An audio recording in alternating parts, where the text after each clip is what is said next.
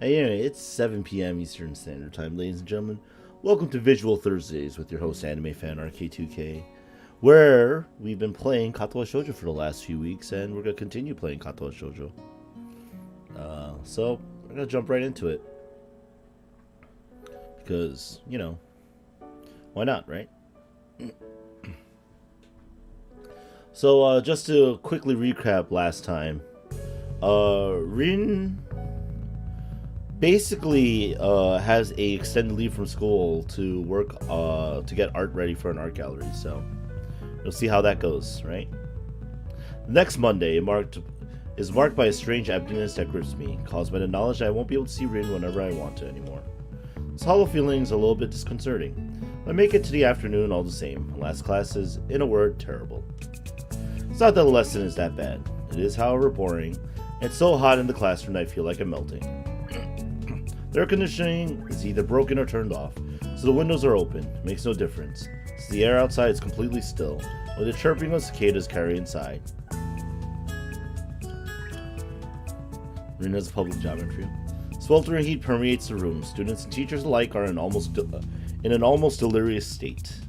I just want to stand up and walk out of here without caring what the teacher or anyone else says. You can see I'm not the only one with these thoughts too. Next to me, Misha is shamelessly holding her skirt up a bit and fanning air in with her notebook. Only Shizune seems to be as cool as always, sitting with her back perfectly straight, arms folded on her chest, her eyes fixed on the equations scrawled on the blackboard. Keep shooting yearning glances at my watch, but it doesn't help the time go by any faster. Yeah, did you know that if you pay more attention to the time moves slower? It's literally how time works. I don't know why. It's funny. Remember how badly I wanted to get out of the hospital and go back to school? Now all I can think of is the upcoming summer vacation and freedom from classes and homework. Perhaps it's human nature to think only of the situation at hand. Finally, the bell rings. Relieved, my classmates and I burst out into the hallway, already crowded by students from our neighboring classes. I spot Emmy's diminutive figure nearby and walk up to her. Hey there. Smile sweetly, clearly happy to see me. Hisao, what's up? Is your classroom super hot too? Yeah, it is. Thought I was going to melt in there. Nothing else really happening though. It's a bit weird now that Rin's on a greater venture or whatever you want to call it. May's face cracks in a wider smile and she jumps up and down enthusiastically. Isn't that great? I'm so happy for her. I bet everyone will like her paintings and she'll sell a lot of them and make piles of money. Yeah, I'm sure it'll work out great. I'm totally sulking at her though. She huffs angrily and places her hands firmly on her hips, even letting a little anger seep into her voice. Doesn't quite have the impact she's probably hoping for, but I say nothing. Why's that? She said that she doesn't want me to go see her. Oh yeah, she mentioned that. I guess she prefers to not be distracted. I can understand that. I don't think I'm that much of a distraction. Besides, I'm sure she'll forget about sleeping and eating properly. Someone's not there telling her to do it. Sometimes she's like that, gets completely fixated on whatever and drops everything else. It really makes me worried, you know? Is she going to be alright? Such friendship. I wonder if she thinks I'm annoying. I'm pretty sure that's not the case at all. She shakes her head, looking amused. I'm not sure if she's joking or not. She has these weird ideas about a lot of stuff. Things that just make sense to her in a totally different way than they do to me. I can't even remember all the weird stuff she's talked about over all this time. I don't think Rin does either, really. She's the type who would forget her own head if it wasn't attached to her shoulders. That's why I just can't leave her alone. Is that weird? She leans against the wall, managing to look distraught, but still cheerful as always. I get a strange feeling about it, as though I were talking to two people at the same time. How would I know? Everyone's weird in some way, but if that's yours, it's very nice. It's a very nice way. At least I can understand what you're talking about, unlike Rin. Most of the time, I have no idea what's going on inside her head either. Emmy giggles, nodding in agreement. I think it's okay, even if you don't understand her. That's how she usually is. Emmy stands up straighter, brushing the hem of her skirt and straightening the waistline. She laughs awkwardly. Wow, we ended up talking pretty seriously. What's up with you, Hisao? Why'd you bring this up? Oh, sorry. I didn't really mean to get into this sort of discussion either. I don't know. I had this weird feeling lately about Rin. I don't know why. I feel a bit guilty bringing up something like this for no reason except my own anxiety. It'll be fine. Don't worry about it. Suddenly, Emmy clutches my wrist and twists it so she can see what time it is for my watch. Oh damn, this late already? I should really go. There's a meeting with the rest of the track team at the field. It's not going to be fun in this heat. We're going to sweat like pigs, but I promise I'd be there. Bye-bye. Skips downstairs, leaving me wondering if what I said, or what Rin said rather, hurt her or not. Maybe what Emmy herself said hurt the most, come to that. So in the end, even the person close to Rin is just as far apart from her as everyone else. Wonder if Rin herself feels that distance. I felt that I was drifting away from the world too, during my hospitalization. I felt anxious and depressed, and even now, sometimes still do.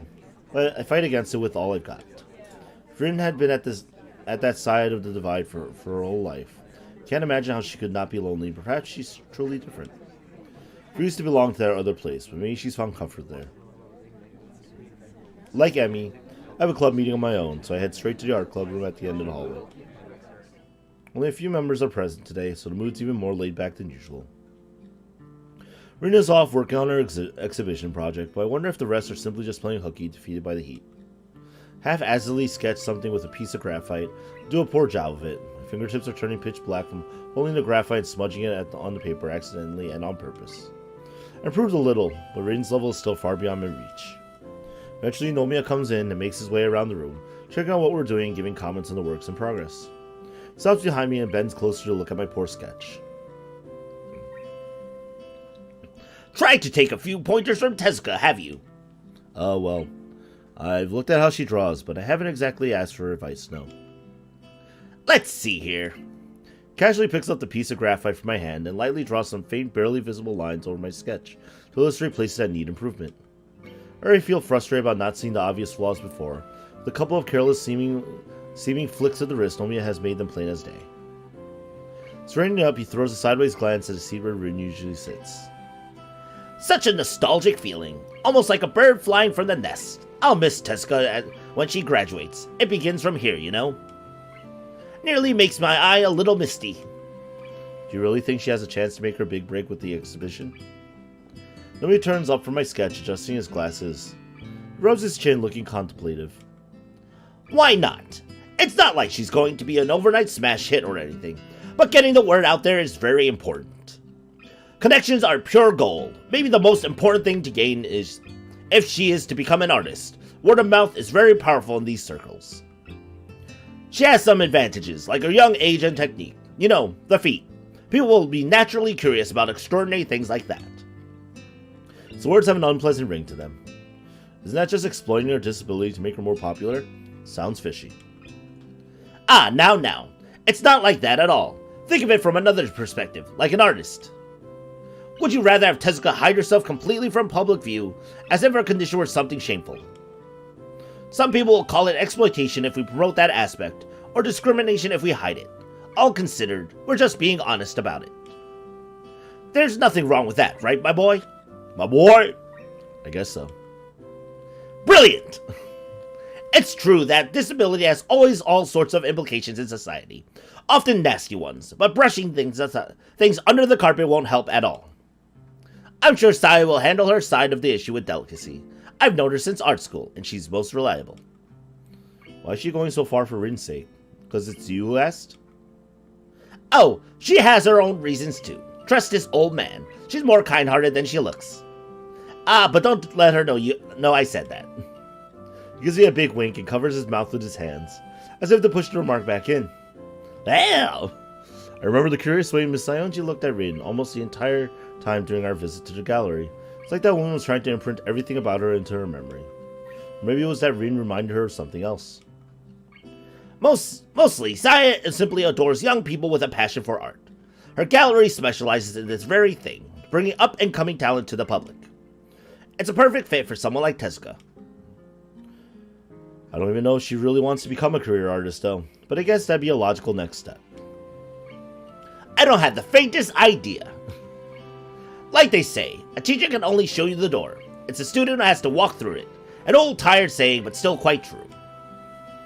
He leaves to chat with the pair of second years working on some watercolors. Even though he said that cliched thing, it feels to me like Nomiya is trying to prod Rin through a certain door in particular, but I can't blame him for that. I literally shoved Rin towards that door with my what with my speeches about wasting opportunities and whatnot. Nomiya feels like it's time for him to let Rin test her own wings. He has absolute confidence in this endeavor. Wonder why I can't shed the anxious feeling I have inside me. Shouldn't have anything to do with me. Maybe I'm just bothered by exactly that. Really don't have any part in this. I'd like to be a part of Rin's life, and her a part of mine. Like friends should be. That's what she called us. Wonder what she really meant. Feel like I'm so far apart from her even when I'm not. The same as with Rin and Emmy. Can't understand her. What am I for her? Probably like I want to understand her, right?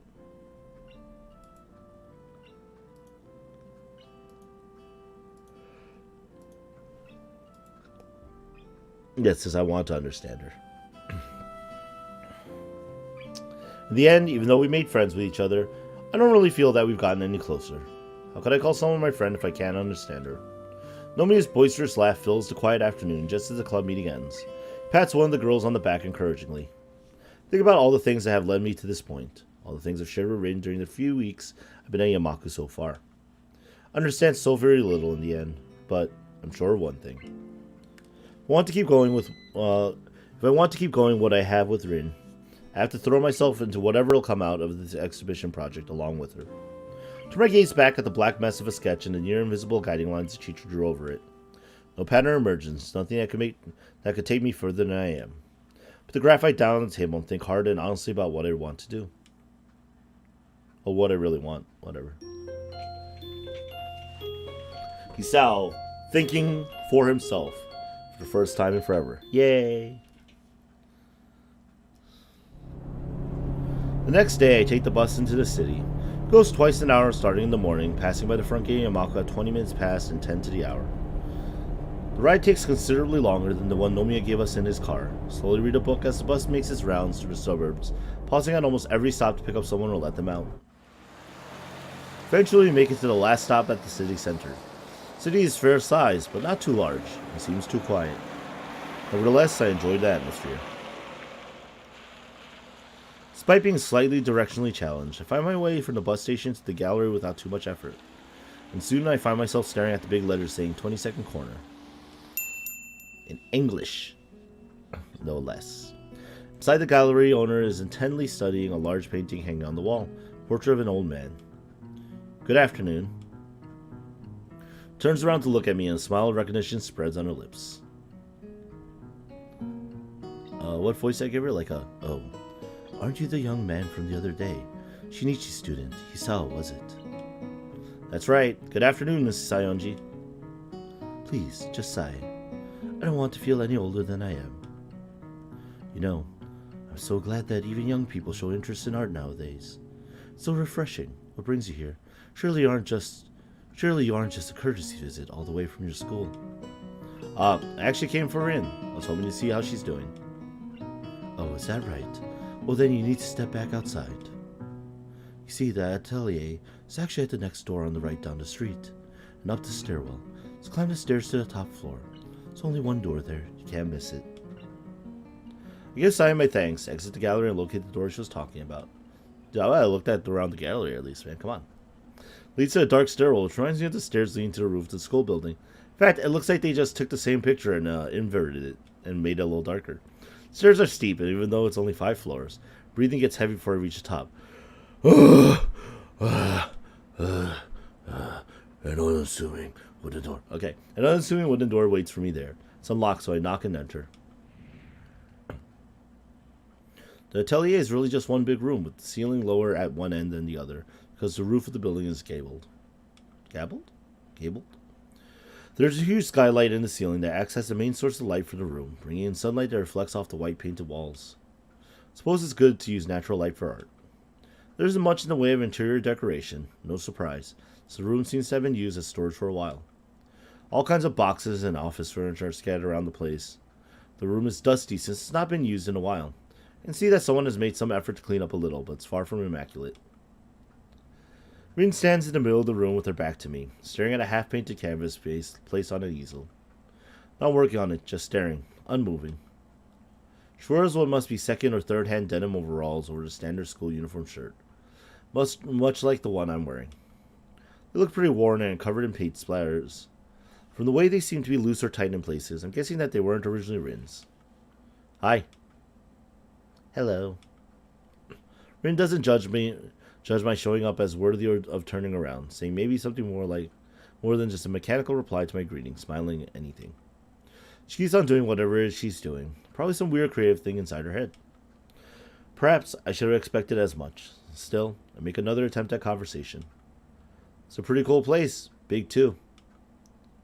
It is. Sarah said that I can use this as much as I like. I even have my own key. So how's the work going? She doesn't answer for a while. I begin to wonder if she's already forgotten the question. As the cloud drifts over the building, shadowing the light pouring in from the skylight, the change in surroundings seem to wake her up. I don't know. It's like a huge ball. I don't really know which side is the right one. It's really huge. It's the hugest thing ever. Like a mountain growing inside me. Like I swallowed a mountain whole. It's going to be hard, I think. Really very hard. Try to listen for undercurrents of stress or uncertainty in her voice, but I don't pick up anything like that. Why are you here?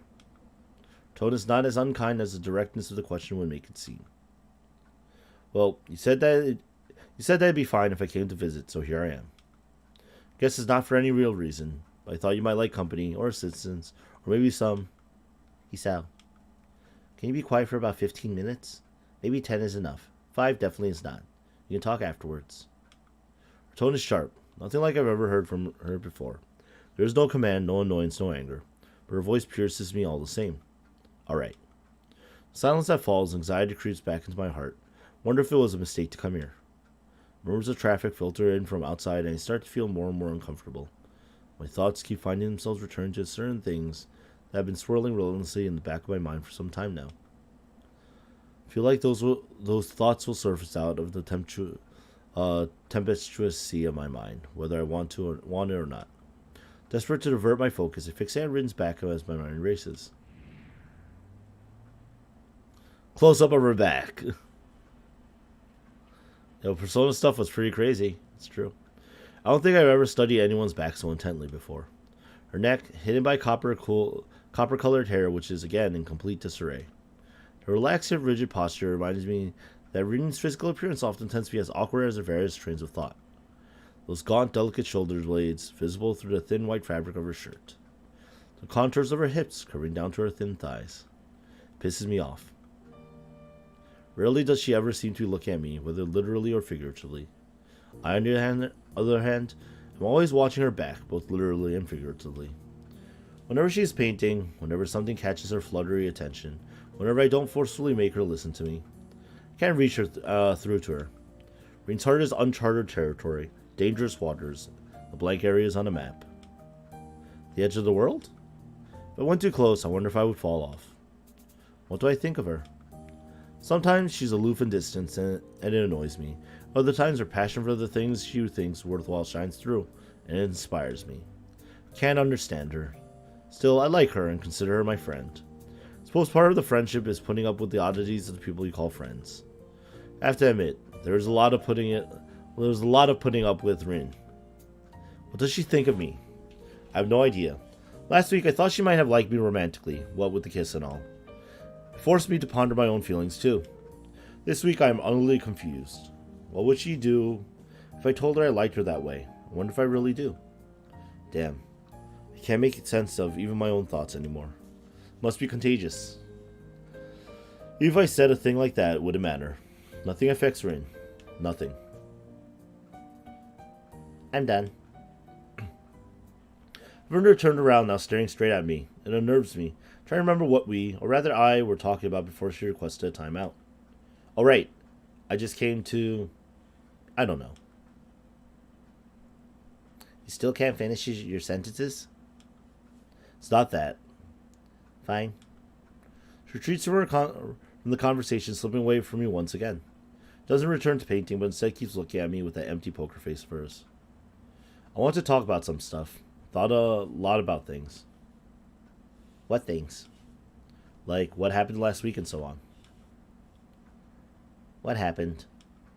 I get the feeling she's playing with me. Why? I have no clue. It's not a game she's playing with my head. Pretty sure she doesn't deliberately try to screw with people. Maybe it's just my own mind playing tricks on itself. Still, Rin feels like a puzzle in the form of a girl. I feel attracted to it, compelled to solve it. The overly rational part of my brain refusing to let me give up. Never gonna give you... Anyway, can't let her leave her alone. Never would believe that I could be this obsessive about something. Why do I hesitate so much and keep running in circles around her? I don't have to do that. I already decided what I wanted to say. Rin. Saying her name with an intention like this makes my mouth dry. As if my subconscious is fighting against what I'm going to say next. I feel like I'm going to lock up any moment now. Rin looks up from her paint-covered toes and stops wriggling them, as there isn't anyone to observe them curiously now. The hard stare of her dark green eyes seems like important. I like you. The lack of any reaction is like a slap to the face. So, I mean, I like to like you as more than a friend. What is more? So hesitant words coming from between her strawberry-colored lips are not the ones I was waiting for. Neither of the two possible answers I had been expecting, actually. I feel myself blushing heavily, as is par for the course in this kind of situation. My heartbeat sounds like a percussion orchestra on drugs. Rin's flaw innocent inquiry feels like I'm being grilled over hot coals. You know, like romantically and... No. Rin turns around, giving me the cold shoulder as she returns to looking at her painting. She makes a move to pick up her brush, which lies forgotten on the floor, but decides against it at the last moment. I can't talk about that kind of thing right now. So, don't talk about that kind of thing, please. We are friends, right? So you can do that. The silence those words leave behind is deafening. I want to say something, but my mouth refuses to move. There's no way I can retain my dignity. Well, come on, Hisao. You have to look at it from the perspective of a person who now has to get a gallery ready. You know, she's busy. You know, she needs to work on that. Hisao. Thought we were improving, and then it's like he sounds like a pendulum. He like goes back and forth, and we're like, ah.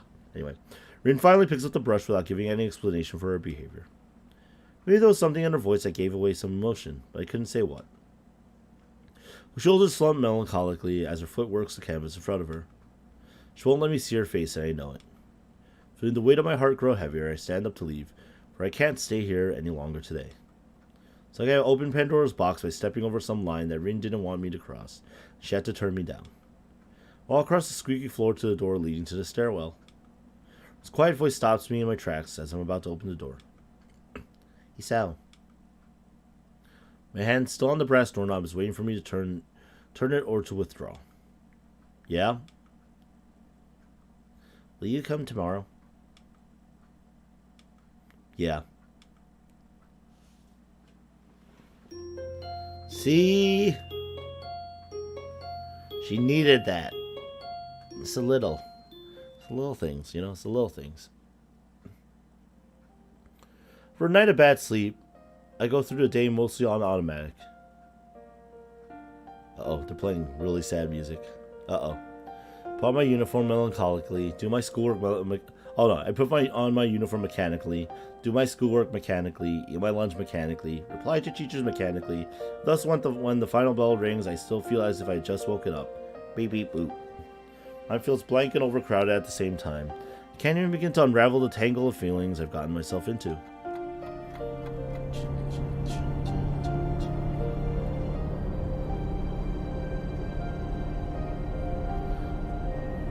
You're playtesting Melody? It's good?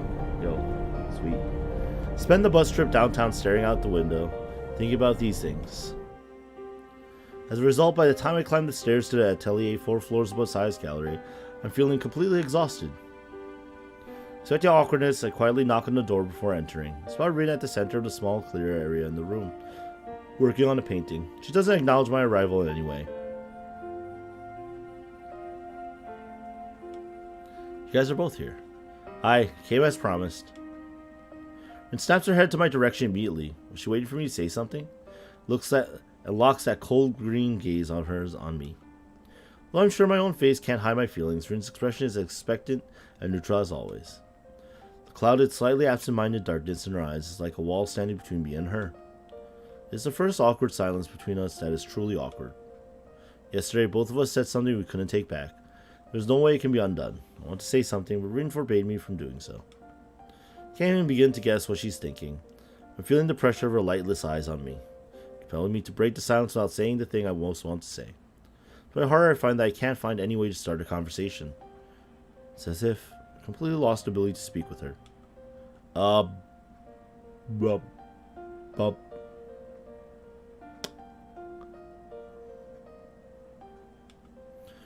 Just keep working. If you're in the middle of something, I'll just, I'll sit right here. Sit down here, you know, alright. She nods wordlessly at me and picks up the brush from the floor with the toes of her right foot. Sink into a worn-out sofa, picking up a book from my bag and opening it to where I stopped last night.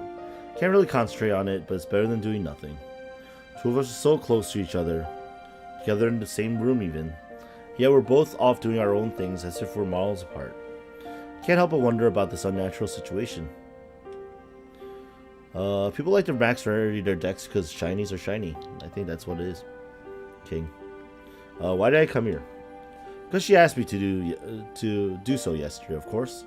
However, it looks like there's absolutely no need for me to actually be here.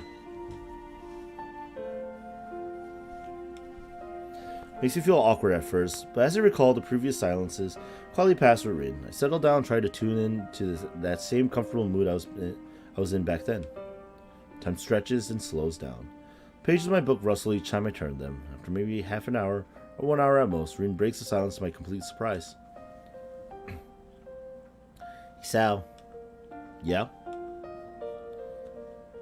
Are you my friend? It's an echo of yesterday, I know it. So even Rin couldn't just push it aside from her mind. Caught off guard, I answer honestly. I don't... Yeah, of course I am. Don't worry about stuff like that. Come on. Come on. Okay. Don't say anything further. I feel happy somehow. Several chapters later, I mark my spot, close the book, and put it away in my bag. Getting up from the sofa, I see that Rin made considerable progress on her painting. Take a look at it for a bit. It's still not quite finished, I suppose. It looks great. It's bad luck to comment on unfinished paintings. After that, I quietly leave the studio and catch the bus, taking me back to school. Is it gonna be like this? Is this what Hisao's like next few runs gonna be? Next few days? Go visit Rin, feel depressed, go feel a little better, and leave again. Yep. Life settles into some sort of vague, undefined norm. I visit Rin whenever I can, and each time is as strange as the first. God damn it, Hisao. How dare you, Hisao? You're like... Anyway. It consists mainly of me watching Rin at work, or just reading a book on the couch while she works. We barely talk at all. Long, quiet evenings stretch over the last weeks of June. I sit on the couch in the atelier, listening to the quiet rustle of Rin's brush on my own heartbeat, trying to make sense of the former and forget about the latter. I'm a silent visitor in this place. A ghost. At some point, I start thinking that my presence is meaningful to Rin somehow, but never end up asking her about it.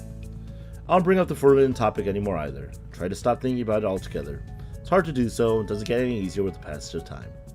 My heart aches every time I looked at the awkward figure of the girl I decided I liked, yet who refused to acknowledge it. Still can't seem to find the right words to talk to her about anything at all. I find quiet solace in observing her from nearby.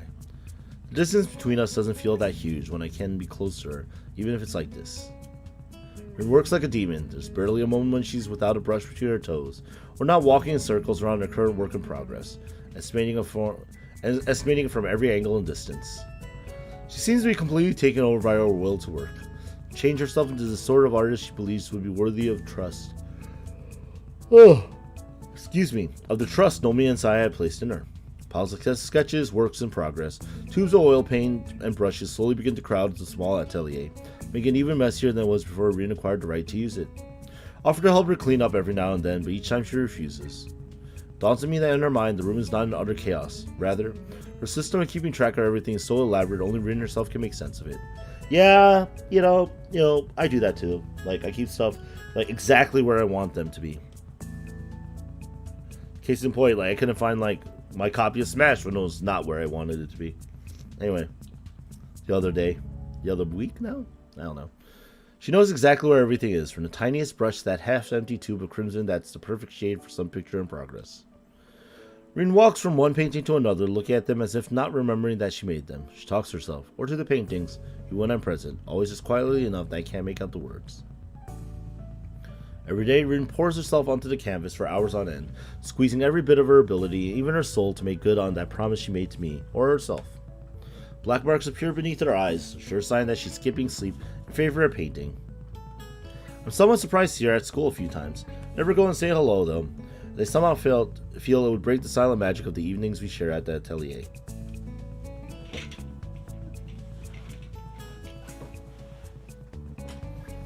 Sometimes Saya comes by when I'm there. She gives me a certain kind of look when she shows up. I think she doesn't like that I'm always hanging out with Rin up here, but she never says a word about it. She isn't quite as full of praise for Rin's work as Nomiya, but is visibly impressed nevertheless. However, when she turns her eyes from the wonderful works of art to look upon the little red-headed girl that made them, sudden deep sadness floats onto the surface of her expression. I can't explain it, and she never talks about it. June turns into July almost without warning. End-of-term exams look dangerously close, but all I can think about is Rin. I feel like a sleepwalker at school, looking forward only to the next time I get to visit that silent place above Saya's gallery. Rin refuses my attempts at directly helping her with her work, trying to figure out other ways to help her. Finally dawns on me that she isn't eating properly. My course of action decided I'd stop at the convenience store before going to catch the bus downtown on my next visit to the studio. I feel very energetic as I open the door to the atelier and greet Rin. I brought you some fruit. You need vitamins and actual food, after all. Do you even eat up here? I do eat. If I didn't eat, I couldn't paint. Then why don't you eat a couple of these? Shake the bag full of ripe oranges in my hand and employ to tempt Rin into taking a break. To my surprise, she actually lays her brush down, walks over to me to see what I brought. Her expression doesn't change at all when she looks into the bag. I can't eat oranges, Hisao. It does not work very well with feet. That's alright, I'll do it. Of course I knew that. She told me herself after all. I extract the tiny fruit knife I had with me and select one of the round fruits. Making the initial cut, I begin to peel it with my fingers. The strong scent of cut orange rind immediately fills the air as thousands of tiny droplets of oil burst from the skin. Remove the first section of that hard peel and shoot a glance at Rin. So how's work going? I don't know. It's like I'm in the center of some huge mountain of jelly. I have to dig my way out. Must be stressful. I think it might be. Even though it's just painting, everything feels really strange. Wonder if Rin is the kind of person who likes to carefully remove all the white fibrous stuff from the oranges before eating them, or the more careless type who just eats them as they come. Maybe neither. I'm the former type, so I meticulously clean the orange slices one by one while Rin watches the process with mild curiosity. Realize that I don't have the faintest idea about her likes or dislikes, or any of the other little things that make up the concept of a person for those around them. It's like, in all this time, I haven't learned much about her at all. As I finish lamenting that fact, I realize I've cleaned the entire orange and neatly split it into slices. Hold the slice up, bringing it closer to Rin so she can pick it up. Here. She takes it directly between her lips and then into her mouth hole. Her lower lip briefly brushes against my fingertip. Rin chews the slice carefully, savoring it as much as possible. Nom nom nom nom nom nom nom nom nom nom nom nom nom nom. Would they think of Persona 5? Scramble? Is that the Switch one? Become fixated on the movements of her jaw. The trickle of juice glistening on her lip. The way her throat moves when she swallows the orange slice. After I realize what I'm doing, I turn away, feeling embarrassed about watching her so intently. It's not the same as it usually is. The orange?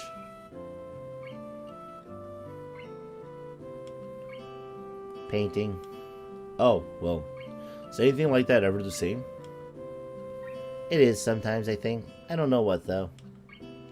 I might be starting to paint differently soon, if this goes on.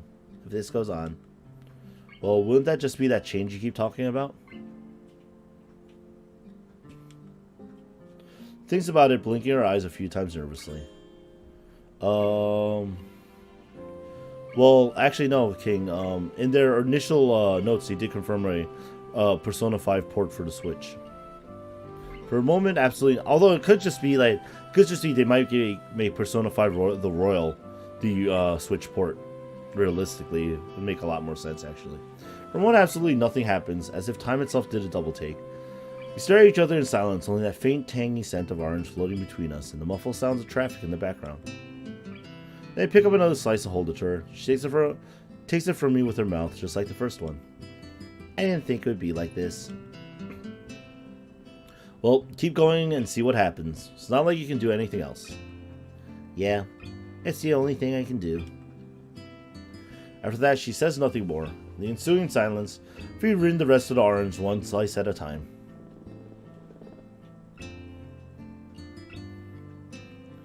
What graphical upgrade? It's basically the same engine, let's be honest. Then I peel another for her while she eats as well. And realistically, the Switch can handle most current gen stuff. So, you know, I don't think that's gonna be a problem. It might have to run it at like 720p though. But you know, whatever.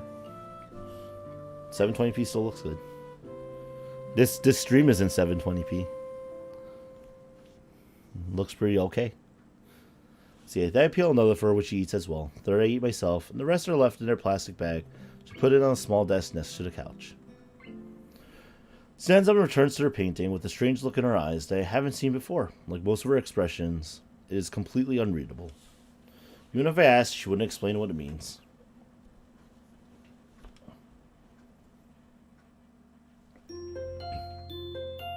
Muso spinoff is weird for Persona 5. I mean, considering that Persona has done dungeon crawlers and rhythm games, I'm not sure what's strange or not. Fighting games as well. Just saying. Some days later, I spot Rin and Saya standing together in front of the gallery as I walk down the street towards the gallery. They seem to be talking to each other while Saya has a smoke. Good afternoon. I say this even though it's not really afternoon anymore. It came a bit later than usual since I got caught up doing homework. It's going to be dark soon. Hello there, Hisao. Came to visit the little kitten again. Rin makes a face at the nickname. Guess she doesn't like it. Ironically, the way she wrinkles her nose like that really does make her look a little bit like a cat. Hello. Saya turns back to Rin to continue the conversation they were having. So in other words, everything is going well enough. She makes a difficult expression and turns her face away from me for some reason. It's difficult. It's like I'm missing something, but I will do it. But I will do it. Work hard and it'll be fine. I'm going to have to start working on my part of the preparations. Need to do a sales catalog, invitations, decorations, advertisements, so on. I need the names for your works. We also need to think up the general theme for the exhibition. They don't have anything like that. I'm not very good with words, so I don't use them. I cannot use them. I mean, sometimes I have to, but I think this is not a time like that at all. You don't like naming your works? I don't like it. Well, I guess it's hard to come up with a good name for something like this. She shakes her head vehemently. It's not like that. It's like if I paint a cloud and call it an octopus, people will think about it differently than if I paint a cloud and call it the end of the world. Every name is wrong. Nothing ever explains what I feel like when I make a painting. It's not a word thing. The only thing would be to come up with new words for everything, but would it help at all? Nope, I don't think so.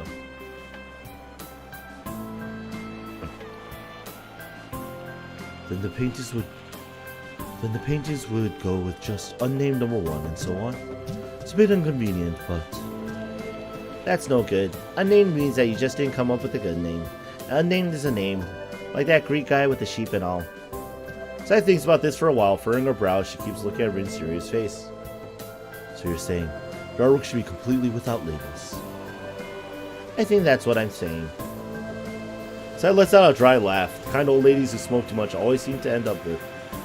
Let's hope your art will never end up in a museum. The curators would explode. Takes a contemplative puff on her cigarette, which is worn down not much more than the butt.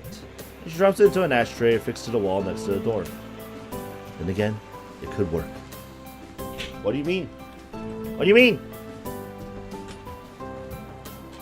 This namelessness, this rejection of labels, it works. It's a good unifying theme, something people can grasp onto easily, allows for a lot of room for interpretation, gives a good impression. Think about it. All social associations can be made, starting from identity and self-definition, all the way to whatever you want to think about it. You could call your exhibition Nameless, and build it on that theme. How does that sound? When he thinks about this for a while, I'm not sure how Sai managed to get so fired up by Rin's reluctance to apply names to her work. Feels like she might be extrapolating too much. It's a pretty impressive sounding idea. I don't think it's a bad idea. For what it's worth, I have to say it sounds pretty good to me too. So I reach in her pocket for another cigarette, lighting it with a neon green butane lighter. Before it wrinkles and she rubs it as she appears to furiously think more on this idea. Doesn't say a word for a little bit, but every now and then she takes a sharp drag from her cigarette. Yes, I think this will work out pretty nicely. I'm going to take this as a starting point and work from there. I'm going to work on this. You go back upstairs and try to find your missing ingredient. I'm sure it'll come to you sooner or later. Rin doesn't reply, so Saya takes one last long pull from her cigarette and drops it in the tray to join with the others of its kind. Gallery owner turns to head back inside, stopped by Rin just as she reaches for the door handle. Saya? What is it, kitten? Can I have some cigarettes? She looks at Rin incredulously, clearly not expecting such a direct request. Not that I did either. Don't tell your teacher. Guys, nothing's happening, alright? Rin's of legal age to smoke. Stuffs the packet in Rin's pocket along with the neon green lighter. The day is already folding into dusk when we climb up the dark stairs leading up to what is now basically Rin's atelier. So go inside, Rin doesn't seem to be able to settle down. She keeps pacing around the room like a caged animal, looking through the skylight at the burgundy-colored dusk. The last light of the sun's advance across the sky reflects from the clouds, floating over the town, filling every corner of the atelier with blazing orange light. So, painting's going well? She blinks and relaxes her muscles, and didn't even realize how tensed up she was until now. Not really. I haven't painted in 3 days. I'm going in squares. Circles. If you say so. I tried doing things a bit differently, but it didn't work. Now the old way doesn't work either. I need something more. It's not enough like this. Rin's response gives me a pause. Since, as usual, I can't exactly understand what she means. Although really, I shouldn't have expected anything else. She either says nothing at all or too much. Trying to comprehend and follow her train of thought feels like wading through the jungles of Borneo equipped with a wooden spoon and a map of Hokkaido. It's knowing how her thoughts are both laid out in plain sight and hidden from view every time she opens her mouth. What more? You said that to Saya as well, a missing ingredient. I think I have to destroy myself. Okay, that sounds unnecessarily grim. What do you mean? Rin's shoulders slump and she turns to face me directly. I have to change. I tried, but this is not enough yet. I have to destroy myself first, I think. Just be clear, you are speaking metaphorically, right? Like learning to paint from scratch again or whatever, so to speak? Shrugs her shoulders as if there's no difference. There is no difference. So you are going to start by smoking a cigarette for inspiration? Maybe. I've never tried this before. Have you? No, can't say I have. So I'm not really sure if having a smoke is the best starting point. Responds my words with another nonchalant shrug. I open the cigarette pack and look inside. It's almost full. Smoking is bad for you, but that's the idea here, I guess. Yes. I need to do something. I want to paint. I need something more. So, okay, fine. What's after smoking a cigarette, then? How do you tend to destroy yourself? Rin thinks for a split second, averting her gaze like she does when she doesn't want to get distracted. I don't know yet. I'll decide later. Rin bends down to pick out a cigarette from the end. She raises her head with one between her lips and turns to me. Eyebrows curved into two arcs, challenging me to respond.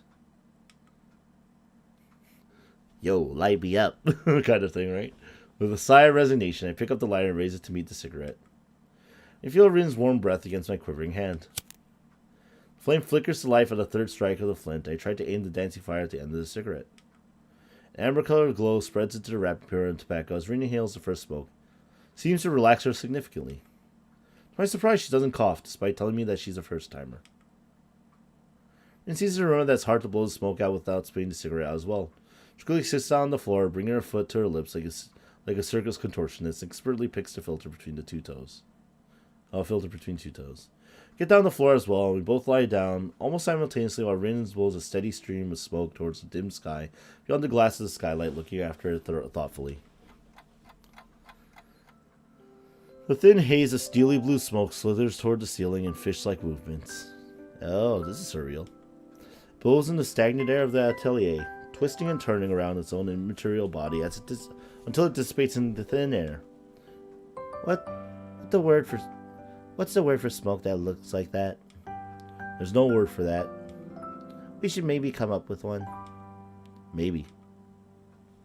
Takes another quick experimental drag. It's not very tasty. Feels like inhaling the dust lying on top of a forgotten book about the memories of a dead kingdom. You want to try? My hesitation unintentionally surfaced again, making me freeze in the face of a rather trivial and commonplace challenge. Rin's ability to take everything so coolly is something I'm a bit jealous of. Alright. Up, and the incriminating shot comes into focus as Hisao takes the drag!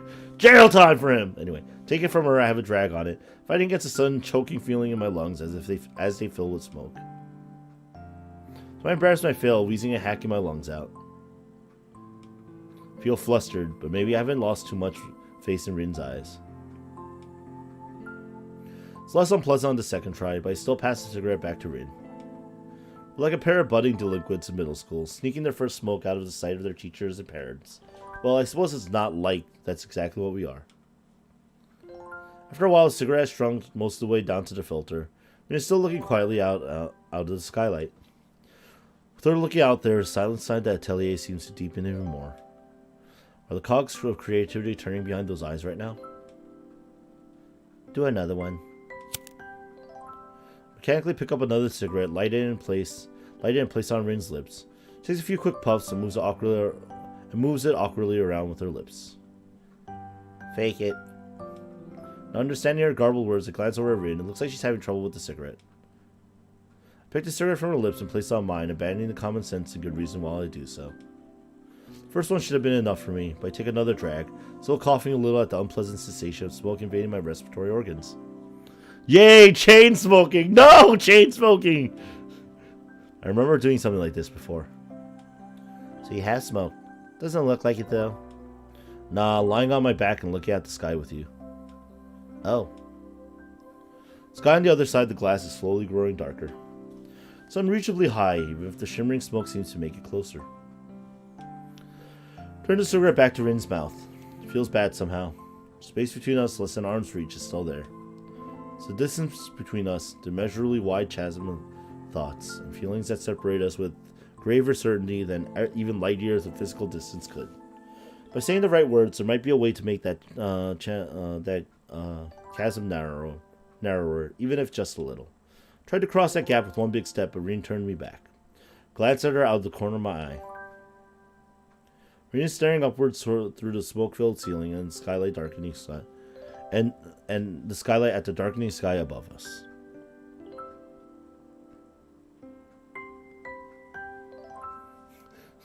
It could be worse. That's true. There's a lot of bad endings that we're purposely not getting for obvious reasons. The game's free. You guys should try them out. Just saying. Violent cough isn't necessarily bad for his heart. It could be bad for his lungs and stuff. It depends. If his body is shocked and his heart rate increases, it could be bad. You know, there's all sorts of things. You know.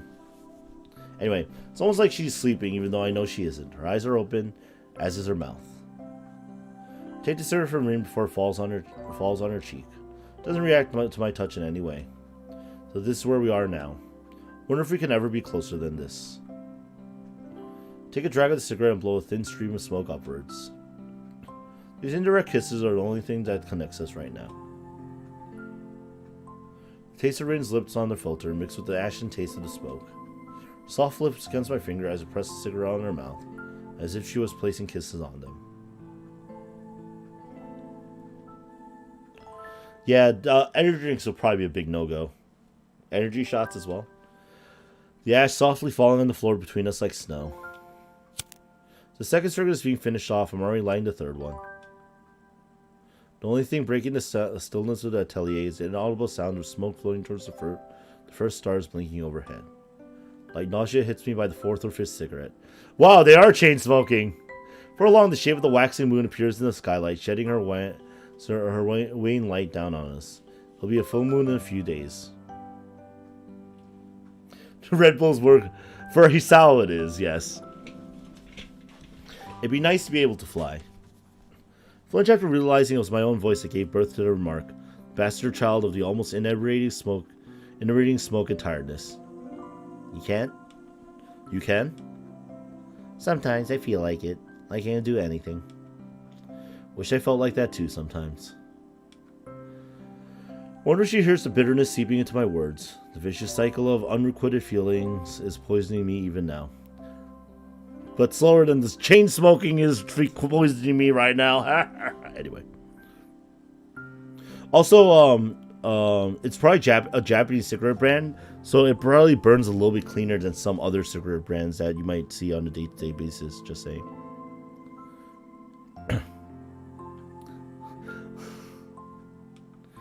I try to push the grim thoughts aside. My efforts meet with little success, and my mind keeps swirling around what ifs and if onlys.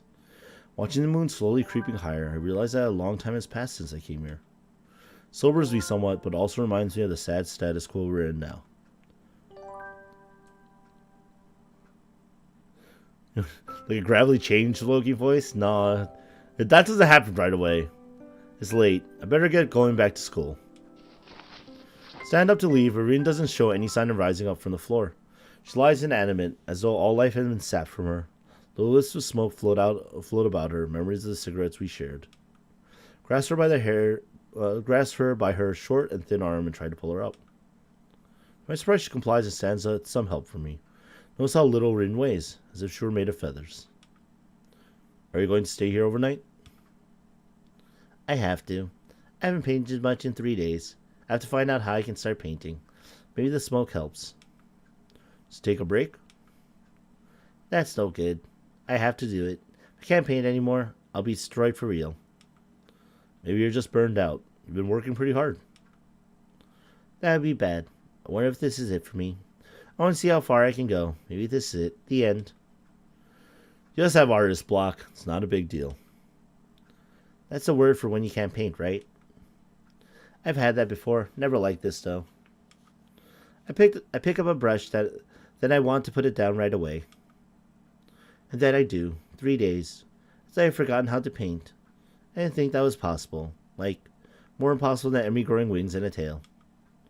You need a break. I mean, I get that you're trying to go deeper inside yourself for your paintings. It's really not that healthy to stay inside your own head for so long. Glancing at the night sky visible through the window, a couple of stars are weakly twinkling above the city. Remind me of something I used to do, once upon a time. Feels so horribly long ago. Come on, let's go outside. Where? Just for a walk. I'll show you my secret place. I don't know if it works in this town, but we can try. In any case, you need a break. Probably something to eat. Come on. You need to get your thoughts away from this for a while. When they're troubled, most people escape from their unhappy lives into a world of fantasy. I did that before, and still do today. Reading books endlessly, immersing myself in their world rather than my own. Rin's escape should be the other way around, though. Out of her inner world and into the real. Rin doesn't look happy about this, but I ignore her. At least she's somewhat cooperative, walking after me as we head down the stairs and then down the sidewalk. Night has fallen upon the town. It's a gentle summer night, smelling of flowers and hot asphalt. And cigarette smoke. Oh, that's us. Sunlight is replaced by shining neon colors and bland yellow streetlights. The air is easy to breathe, as if the air pressure was noticeably lighter than usual. The feeling of daytime in the hot summer has lasted long into the evening and night. Grab Rin by her sleeve like I've seen Emmy do. To my surprise, she obediently follows. Pale streetlights fight against the all-enveloping darkness as we walk together, the guide and the guided. Although neither knows the destination. But it doesn't matter. This is the one moment where the usual silences that had become a ritual between me and Rin at last fit perfectly. We walk side by side, choosing directions on impulse or inspiration. Sometimes we find ourselves back at a street we've already seen once or twice. Sometimes we find new streets. All of them look asleep. Rin doesn't ask where we're going. Maybe she doesn't care. Maybe she knows I don't have an answer. Silence of the night isn't scary after all. The lights drive most of it away. The air grows cooler as the moon progresses along its journey in the cloudless sky. Few cars roam the streets at this hour. Even fewer people are on the sidewalk. The apparent lack of nocturnal life is somehow befitting of this place. There are around-the-clock shops and cafes, sure. The atmosphere is like the town itself is slumbering. A town that sleeps 8 hours a day. The city I grew up in, bathed in the electric glow of a million light bulbs, never slept. I've seen it for myself. It's not the first time I've done this. It happened one of the first times I was home alone. Both my parents had business trips that neither could cancel, so they deemed me old enough to survive 2 days on my own. Their misplaced trust in me did not go to waste as I proceeded to spend an entire night out walking around the city.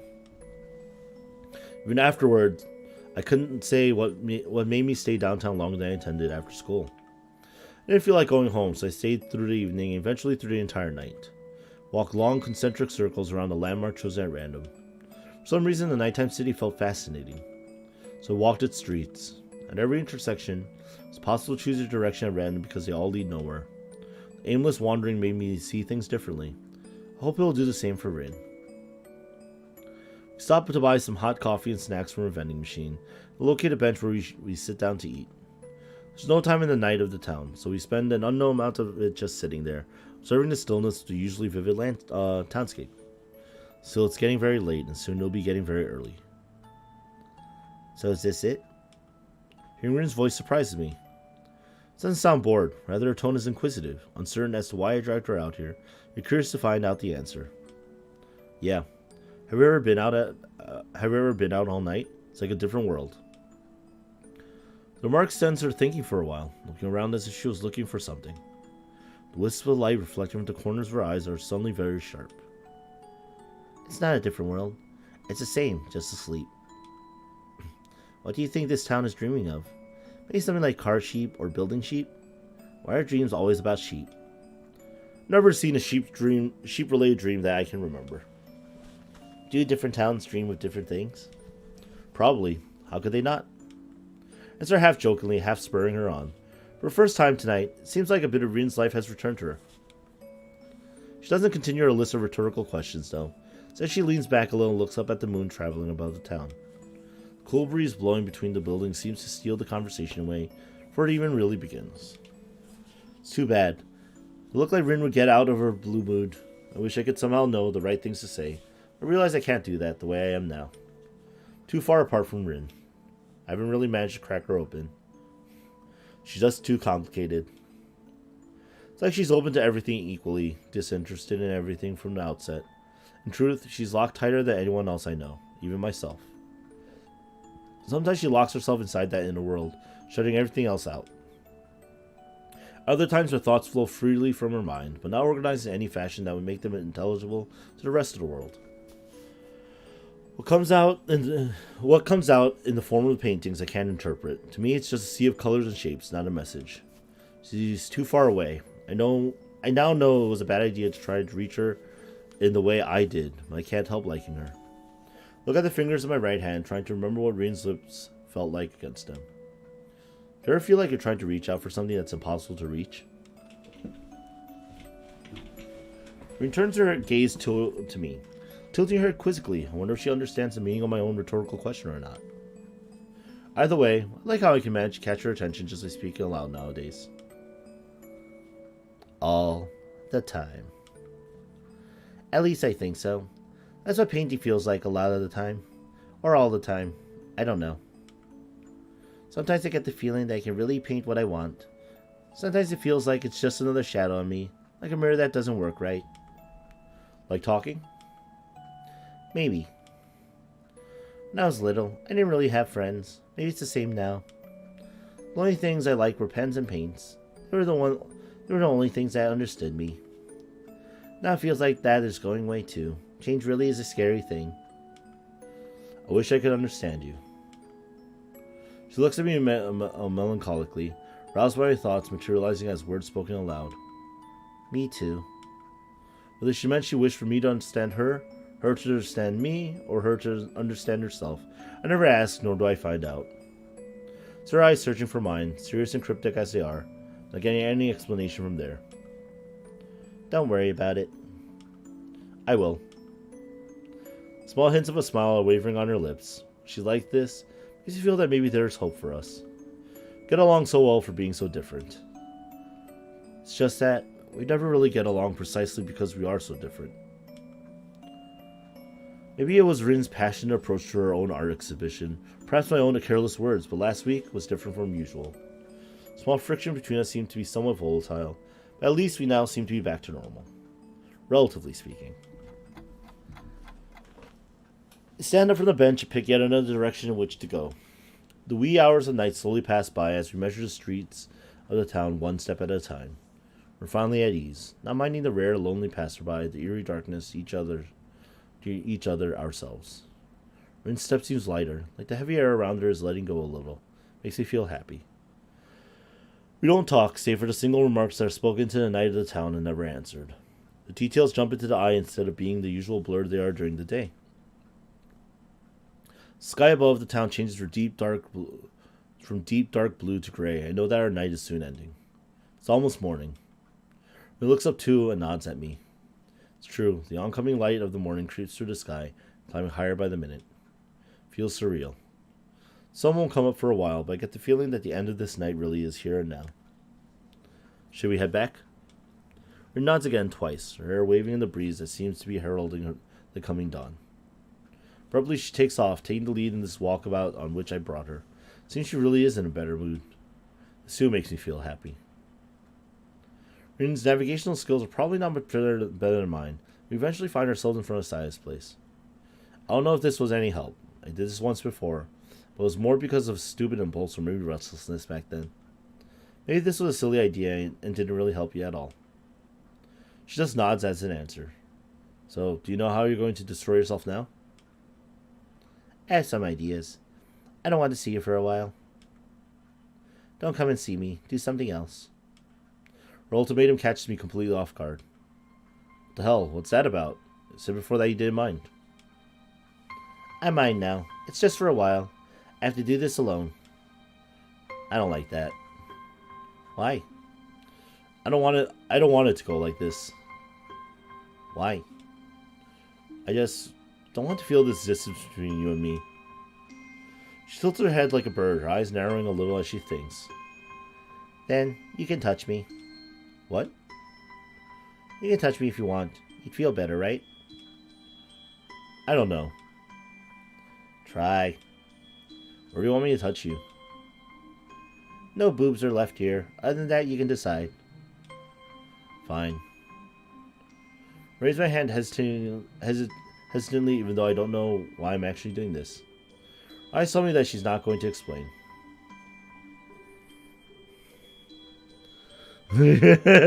That's our Hisao, Tom, you know. 1,000 thoughts race through my head as I slowly bring hand close to Rin's face and press 3 fingers against her pale cheek. Rin feels soft and cold. Close her eyes on contact and visibly relaxes. I feel her soft breathing, her muscles are releasing tension as my fingertips caress her cheek. She doesn't rest her hand against my palm or anything else you'd expect a girl to do in this sort of situation. In fact, she hasn't reacted at all, save for those now shut eyes. As I withdraw my hand, she opens them again. Might be just an illusion created by the timid morning sunlight playing with my eyes, but Rin looks like she's holding back a smile. This is the problem with our relationship. Half the time I have no idea what is going on, and the other half just fail to understand why things are going on like they are now. Like they are. Yeah, I already know about Mario Maker, getting its release date. As usual, I'm not going to get an explanation. Rin merely takes a step toward the door. See you later. And she disappears from my reach for an undefined period of time.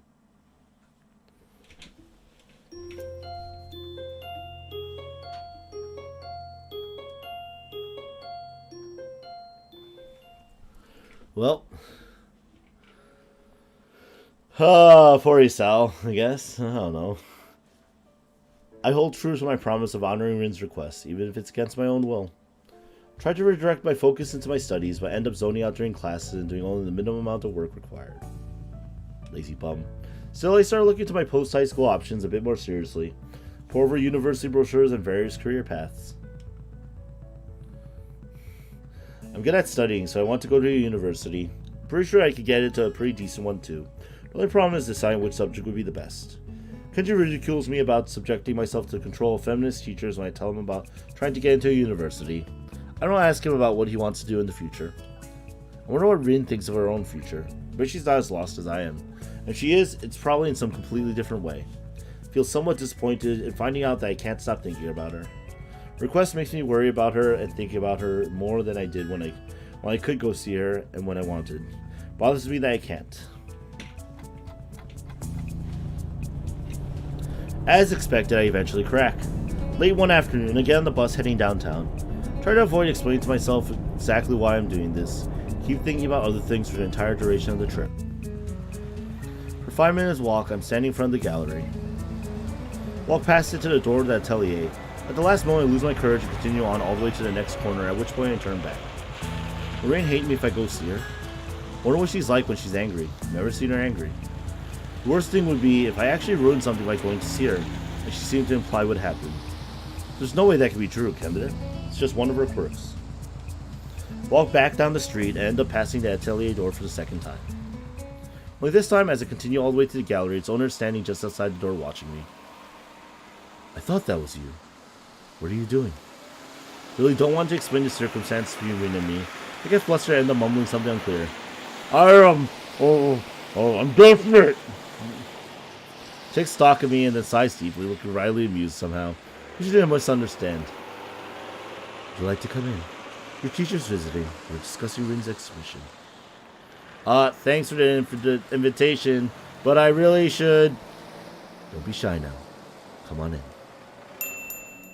First I inside, finding that our teacher indeed is there. Numi is standing at the big desk, contemplating what looks like an invitation card. Look what the cat dragged in. Nakai! Hello there, my boy! He doesn't seem to be at all fazed by my appearance. How do you like the invitations? Oh! Come to my art show! I glance at them quickly. They're kind of fancy, with one of Rin's paintings printed on the front cover in shiny gold writing. Something just happened. Well, yeah, lots of things happened. They look fine to me. They're magnificent. I absolutely love the design. And the embossed gold lettering. Fabulous. Good print work, too. You have to tell me, where'd you get these done? What does Rin think? I haven't asked. She said she'd be fine with my decision anyway. Lumia laughs boisterously, still turning the gold-lettered card in his hands. That's my girl. She wants to focus on the essentials only. Good for her.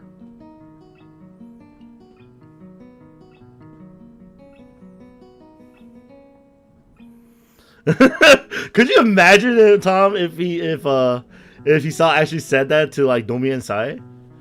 Especially to Nomiya, who doesn't know. Her work is progressing well too. Seems she's found new inspiration. I think she's been sort of weird lately. It's like she's wrestling with something.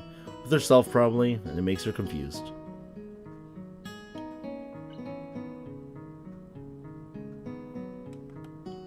Oh, what's this? The Fruit, Labyrinth, and Eden of Grisaya? Package, full support? I'll take a look at it later. She said that she had a hard time painting the last time I saw her. Nomi would shoot him? Yeah, probably. Nomiya's new piece of art, a body bag. Yo, for the Switch, I'm gonna import that shit then. It seems to be resolved now, however. You know, she practically lives up there now, right? Saya makes a simple gesture with her hand as if sweeping my question aside. Sure. Don't you think that's weird? Maybe it is. Still, I think she understands how big an opportunity this is. Is going for it full throttle. I wonder where they got the 6. Is it really that big? Nobody sets the card down and brushes some imaginary dust off his jacket. Well, how should I put it? There are times in everyone's life where something really big washes over you and changes you forever. This could be just that moment for Tezuka. I see. Yeah, I think I had something like that happen to me. Remember the incident that brought me to Yamaku. Neither of the two adults comment on that, however. It might well be that everyone has or will. At any rate, surrendering oneself to art is a big decision, and a thorny path too. Quite thorny indeed. Tezuka has almost everything one needs. Whether she has the will to pull through, that's a different question. I should know that best. I tried going down this path too, but turned away in the end. I understand what he's trying to say. Save. Create new save. Continue. I mean, we should ask about him being an artist, right? Because, like, right? Yeah. Why did you stop exactly? You mentioned that before. You fucked this choice up first time through? I mean, like, you know, considering that Rin's so invested in her art, it's good to ask about why someone would turn away from that art, style, like, lifestyle, right? Why do you, yeah, that seems to be the correct one anyway. Yeah, it is. Okay. Oh, I was worried for a second. I was like, did I choose the wrong one? Why did you stop exactly? You mentioned that before. Oh, that's a long story. Then he throws a sideways glance at the gallery owner, who has drawn her mouth into a thin straight line. I've had a life-changing experience like that, even though I didn't realize it until later. Did I tell you that Saya and I have known each other for a long time? We studied at the same school. It's been, goodness, how long has it really been? Please don't count this year, Shinichi. Ha ha ha, maybe you're right. At any rate, when we were in school, we had this, friend, I should say. We were in the same program. I think he met Saya at some party. I got to know Saya through him, in fact. He was a spectacular artist, much like Tezuka. Great talent despite the young age. He easily left the rest of us in the dust. We're good friends, he and I, but there were things that created friction in the friendship. Felt like I was watching him from afar. You weren't the only one. Let me coughs, looking embarrassed. At any rate, he, ended up taking his own life. Such a tragedy. In retrospect, that was what made me choose a career as a teacher in the end. I never was that brilliant, nor that passionate. I desperately wanted to be a career artist, but I wasn't suited for that. You were good enough. Ha ha ha. Perhaps I would have been, but this is what I ended up with. I just didn't have that drive after he was gone. I'm fond of kids and enjoy all forms of art, so it felt rather natural to take this path in life. But I think all that history with that friend of ours was the key thing. As sad as it was, a turning point, as they say. Saya stands up and digs in the pocket of her jacket for a cigarette and a lighter. Her hands are shaking. I'm going out for a smoke.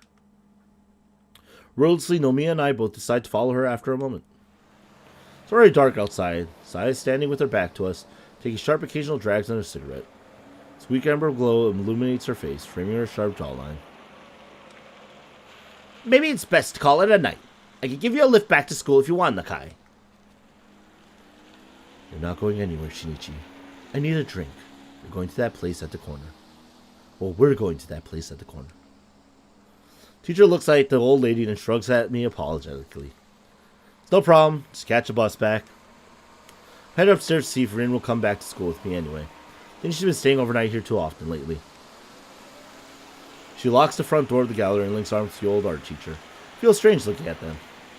Wonder what it feels like to have friends who've been with you for decades. For most of your life. Can't imagine it. I mean, Sal, I don't even have friends that lasted 10 years! Christ. Anyway.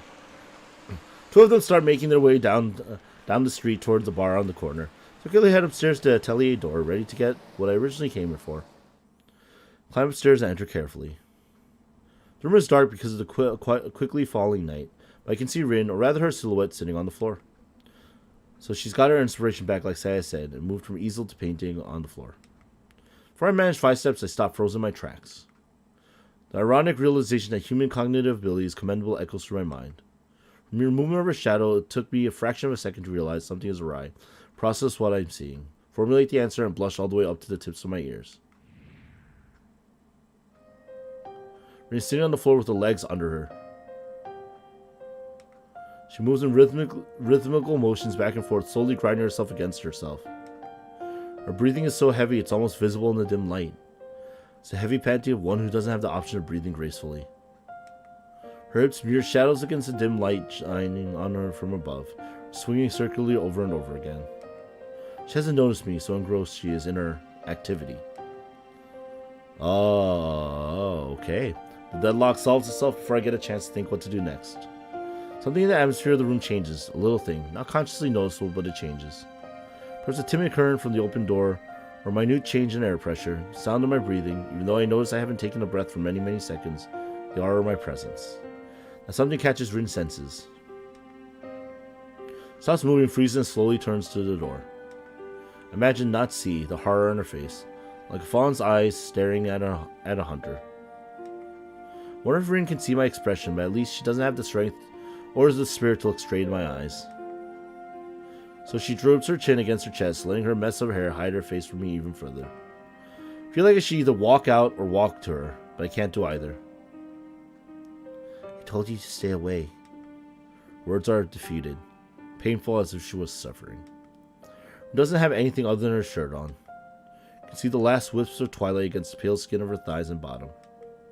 There's no way I can back off anymore. Lost that chance, so I do the next best thing.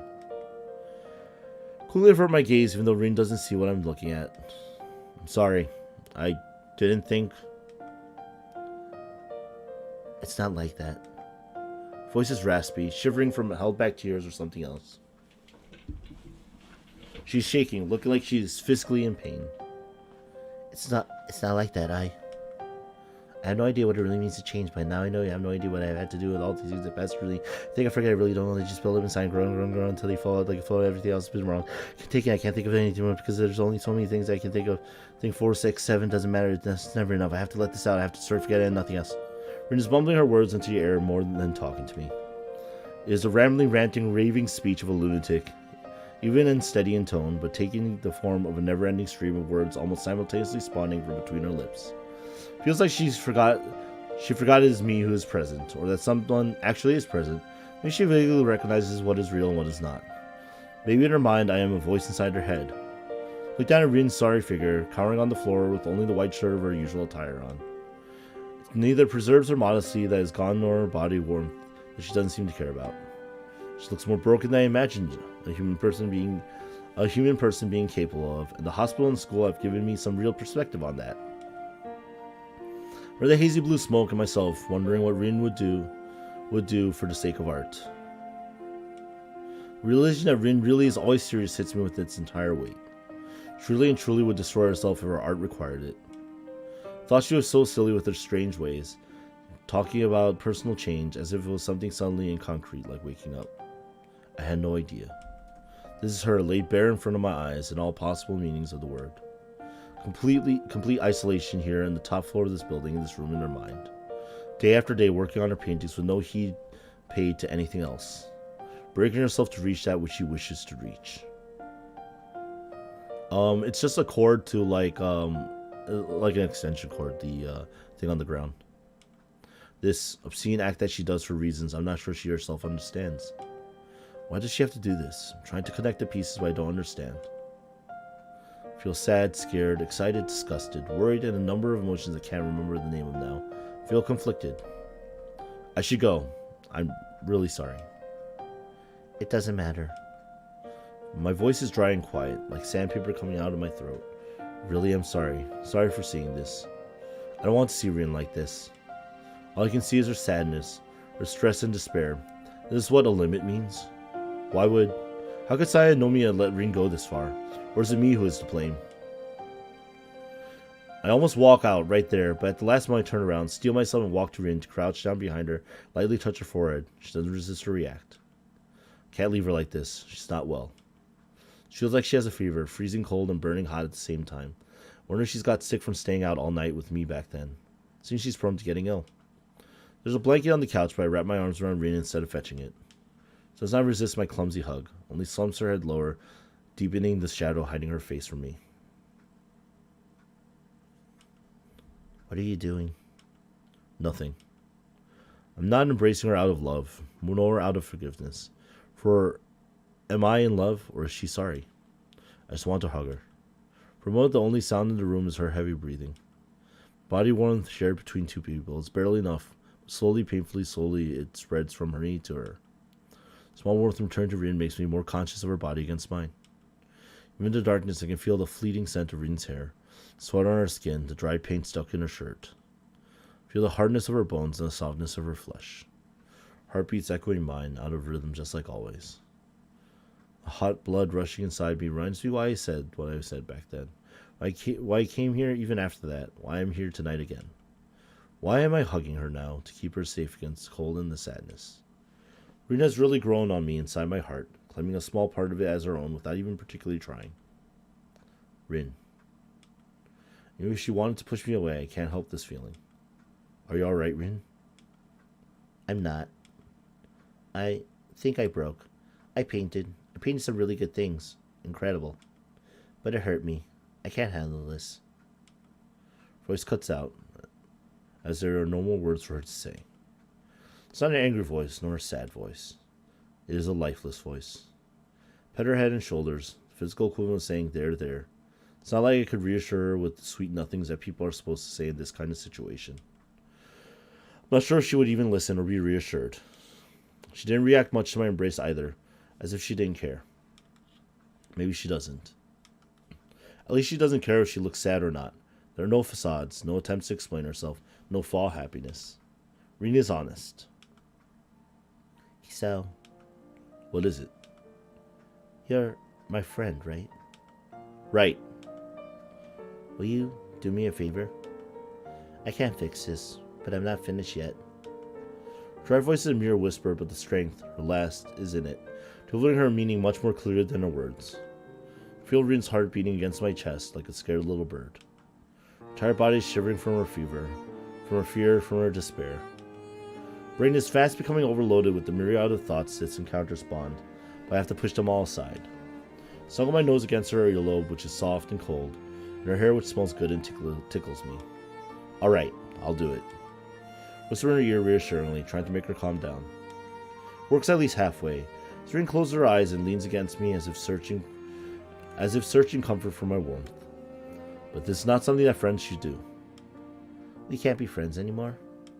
It's fine. Don't worry about it. Just relax. And though I said that, I'm on the verge of breaking myself. If I wasn't so nervous, I would laugh at my own nervousness. She wants to be comforted, and I want to comfort her. But in this way, move my hand lower, touching the naked skin of her stomach, caressing Rin with my hand. Muscles contract timidly, evading my touch. Soon they find their trust in me and relax. Yo, it's all about them melons! And then we got some melons! Lots of melons. Lots of melons. And apparently we have the same CG as before. Rin gasps for breath like she's drowning, returning to reality because she has no other choice. Her entire body is still in the throes of the slowly dying moment. Pearls of sweat are glistening on her forehead. I'm feeling my own heat inside of me, but now the spur of the moment is gone, and I don't know what to say to Rin, who is panting, hot and ecstatic in my arms. Her shirt, wet with sweat, is glued to her back, revealing hints of her shoulder blades and waistline. She feels limp, weak, exhausted. Reach out for the blanket and wrap it around her and me. Rin doesn't resist me. She's drained of all strength. What will happen now? I don't know. Nothing, I suppose. You look tired. I am tired. It feels strange. Like I lost something. I mean, something else than my marital purity. Don't say something like that. Neither of those things. I don't want to lose you. What does that mean? I'm not going anywhere. I'm afraid that you are all the time. In that moment, I felt that it was not only Rin who lost something of hers. I felt like I was losing a part of myself, or maybe all of me.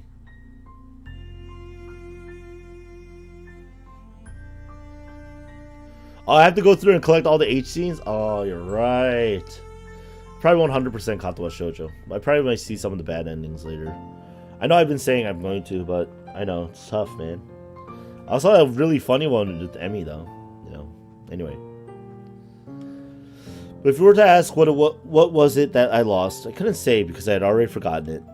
I broke another promise by coming out with my honest feelings to Rin. That's 2 in one day. Stream bad ends. I hate the distance between you and me. So every time it gets a little bit closer, I become afraid of losing it. That's weird. I guess so. Do you mind if I sleep a little? No, I guess you don't. You like watching, don't you? Close her eyes and swallows with a loud gulp, trying to relax herself, fighting against the urge to paint. Yes, I do. Removes her body in my arms, searching for a comfortable position or a very uncomfortable position. She leans against me, closing her eyes, and lets one last long breath out before settling into a steady rhythm of sleep. Get all the bad ends in a stream? At the same time, I don't want to, man. Like, that'd be such a downer way to end it.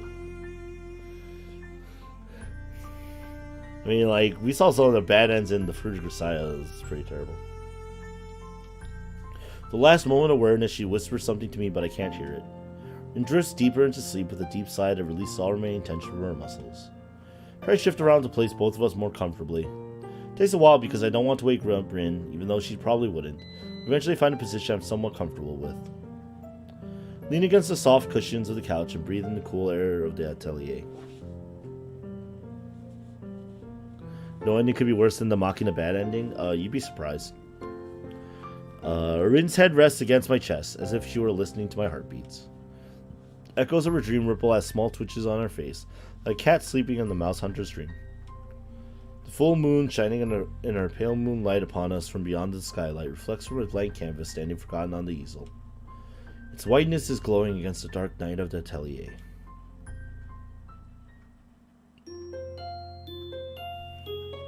Alright.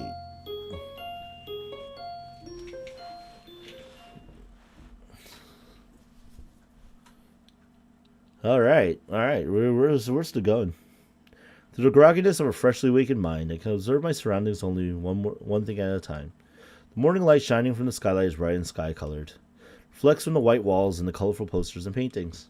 Oh, nobody at school realized I spent the night here. They didn't find out the last time, so I am feeling confident about my chances. My neck is stiff and my shoulders are hurting like hell from sleeping in an awkward position like that. Can't even remember when I fell asleep, only the full moon and Rin warm against me. Can't remember her waking up either, leaving my side, however she has. Rin is standing in the middle of the atelier, looking as if she was lost. It's not looking at anything I can see, not doing anything, just standing there.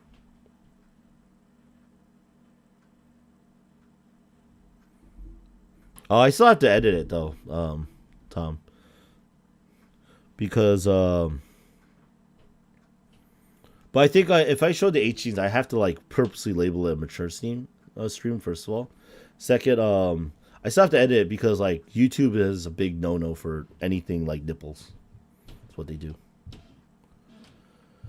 She's managed to dress up a little by herself. A strange thing, I thought at least would have been impossible without hands.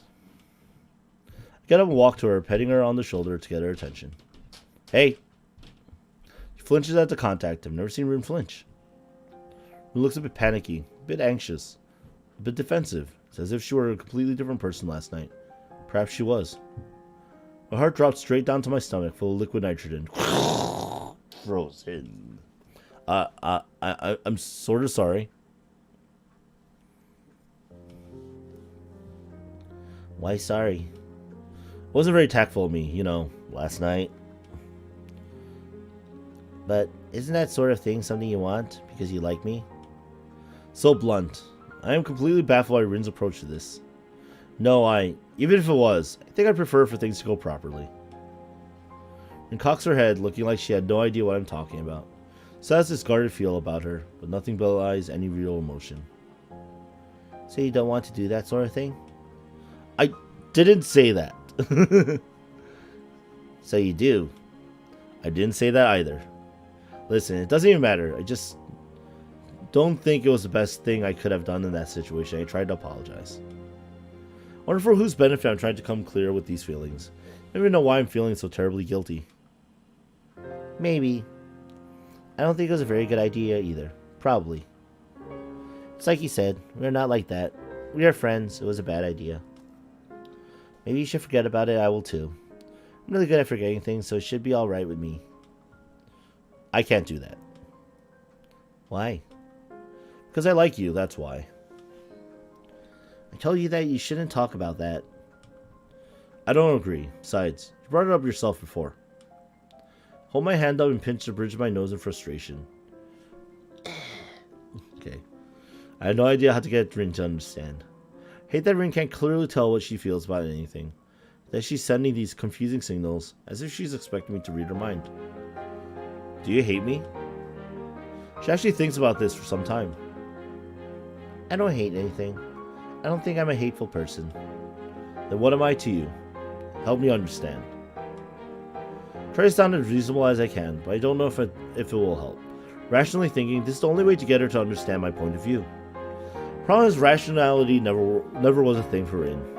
Doesn't restrict her like it restricts me. It's not like her driving force. Doesn't make her behave like a normal person. I can't. Same answer. Feel so powerless. Feel frustrated. Why? I don't think you understand. I'm not sure if I do.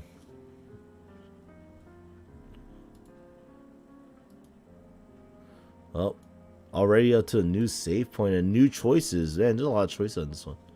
Probably I need to understand, right? Because asking her to explain when she can't doesn't make sense, right? I need to understand why. I'm not going to give up, you know. Rin's shoulders slump and she frowns. I know. I do want to be there for you, but I can't do that unless I know how. Just let me do this thing the way I want. That's all. Fine, I don't care. Want to change? You want to destroy yourself? Want this exhibition more than anything, right? Yes. Okay, then do it. Doesn't respond or even show acknowledgement of understanding. Grinding my teeth together, frustrated beyond anything I thought possible. I'll grab Rin's shoulder and shake her until she comes to her senses.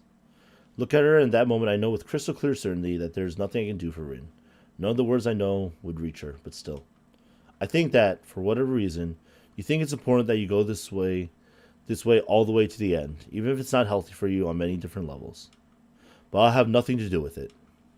I can't accept being treated like this and not understanding the reason for it. I'm finished here. Wait, what? Wait, this is the right way ending, right? According to the guide, it says it's the right choice. I don't know.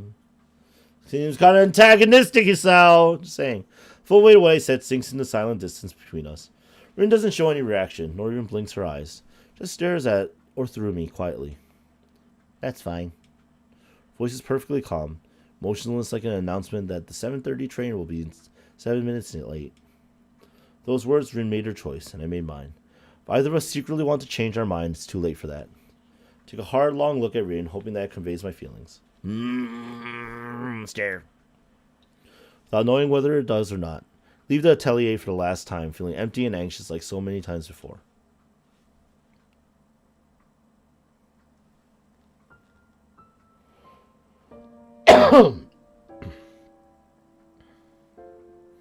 Yo, that's Act 4. That means we're on the right route, right? That means we're going to the end.